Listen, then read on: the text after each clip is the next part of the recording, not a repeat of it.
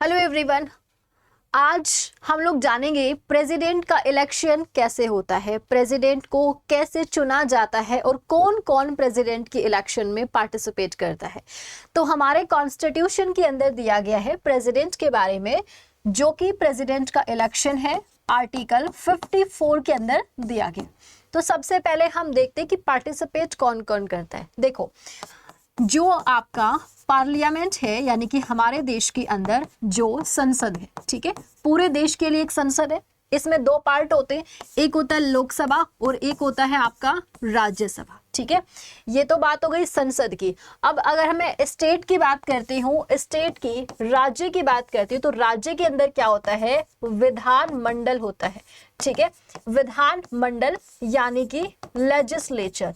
Legislature में क्या होता है, लेजिस्लेटिव असेंबली होती है और लेजिस्लेटिव काउंसिल होती है।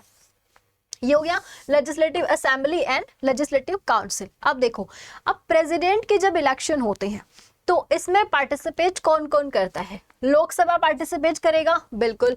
राज्यसभा पार्टिसिपेट करेगा, बिल्कुल। ये तो करेंगे ही करेंगे, ठीक है। यहां पर बात करेंगे लेजिस्लेटिव असेंबली पार्टिसिपेट करेगी, लेकिन लेजिस्लेटिव काउंसिल पार्टिसिपेट नहीं करेगी। देखो, हमने देखा Lok Sabha, Rajya Sabha plus legislative assembly participate करेगी, बस ये। प्लस इनके जो नॉमिनेटेड मेंबर्स हैं, क्या वो पार्टिसिपेट करेंगे? नहीं।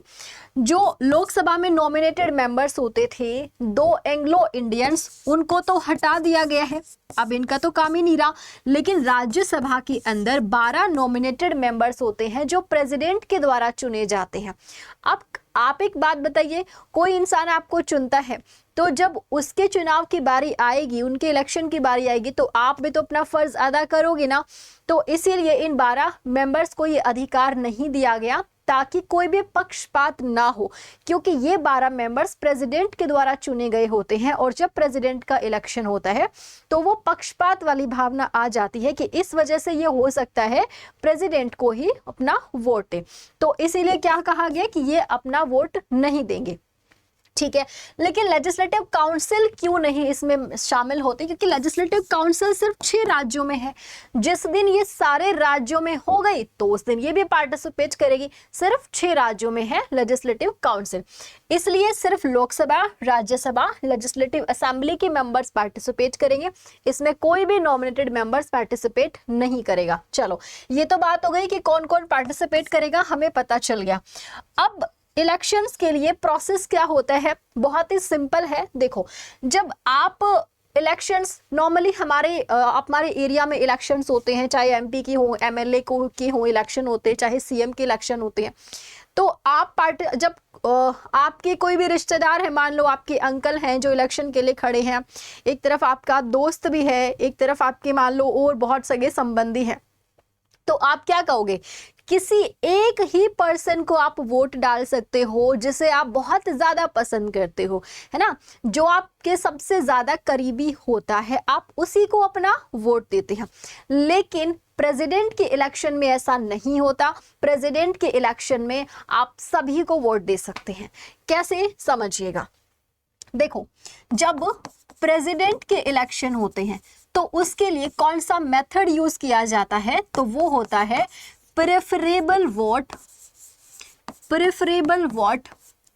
And single transferable.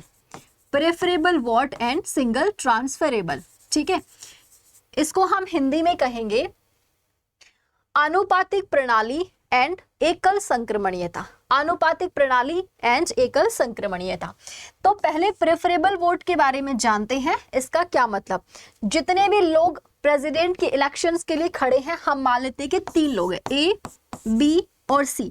ये 3 लोग हैं जो प्रेसिडेंट के इलेक्शन के लिए खड़े हैं, ठीक है।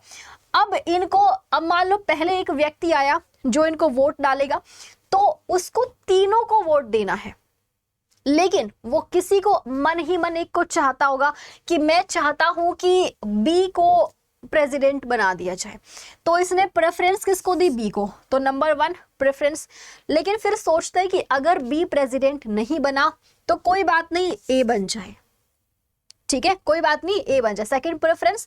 अब थर्ड प्रेफरेंस कौन सी चली जाएगी, अपने आप सी।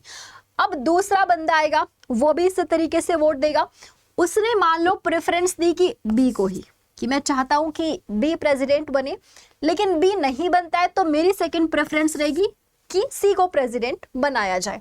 और तीसरे नंबर पे फिर अपने आप ही क्या हो गया, ए हो गया। ठीक है, फिर तीसरा बंदा आता है, उसने कहा कि मैं चाहता हूं सी को प्रेसिडेंट बनाया जाए, ये नहीं तो बी को बनाया जाए, नहीं तो ठीक है कौन हो जाएगा फिर अपने आप आपका ए। चलो ठीक है, इस प्रकार से आपका किया जाता है। ओके, अब देखो लास्ट में क्या होता है, ये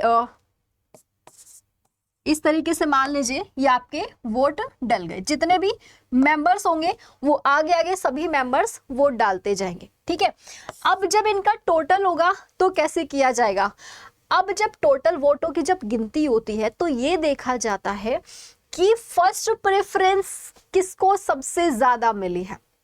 चलो काउंटिंग करते हैं, सी को फर्स्ट प्रेफरेंस कितने लोगों ने दी है, 1 और 2, ये 1 है। ठीक है, 2 लोगों ने प्रेफरेंस दिए, 2 आ गया। बी को कितने लोगों ने प्रेफरेंस दी है, 1 और ये हो गया 1। ठीक है, इसको भी 2 लोगों ने प्रेफरेंस दी। अच्छा, ए को कितने लोगों ने प्रेफरेंस दी है, सिर्फ 1 लोग ने प्रेफरेंस दी है, यानी कि ये तो क्या हो जाएगा, आउट, पहले राउंड में ये आउट हो गया।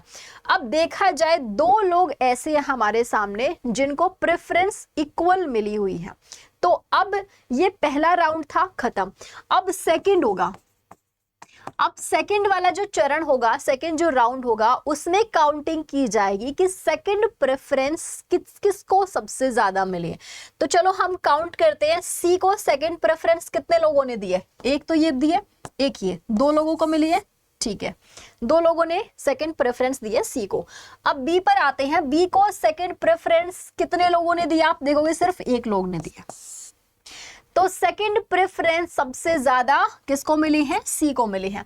तो यानी कि सी जो है इसी को क्या बनाया जाएगा, प्रेसिडेंट बनाया जाएगा। अगर यहां पर ऐसा होता है, देखो ए बी सी, मैंने तो 3 कैंडिडेट लिए, जितने भी कैंडिडेट होंगे ये चरण उतने ही हो सकते हैं, आपके राउंड भी उतने ही होंगे जितने आपके उम्मीदवार होंगे किसके लिए, प्रेसिडेंट के इलेक्शन के लिए। तो उम्मीद करती हूँ कि आपको समझ आया होगा। एक आपका बचा है सिंगल ट्रांसफरेबल, इसका मतलब ये होता है कि जो पर्सन पहले राउंड में ही बाहर हो गया, अब उसके जो वोट हैं वो इक्वल बाकी दोनों में बांट दिए जाएंगे, ताकि जो भी जीते बहुमत से जीते। तो इक्वली क्या है, वो डिस्ट्रीब्यूट कर दिए जाते हैं, इसको सिंगल ट्रांसफरेबल कहते हैं। तो ये पूरा प्रोसेस होता है प्रेसिडेंट के इलेक्शन का। नेक्स्ट वाले वीडियो में हम समझेंगे कि प्रेसिडेंट बनने के लिए कौन कौन सी क्वालिफिकेशंस होनी चाहिए। तो नेक्स्ट वीडियो के लिए अगर आप चैनल पर नए हैं तो सब्सक्राइब कर दीजिएगा, ताकि मेरी नेक्स्ट वीडियो का नोटिफिकेशन आपको मिल सके। मिलते हैं नेक्स्ट वीडियो में। Thank you so much, have a good day. उम्मीद करती हूँ कि ये वीडियो आपके लिए हेल्पफुल रही होगी। Bye bye.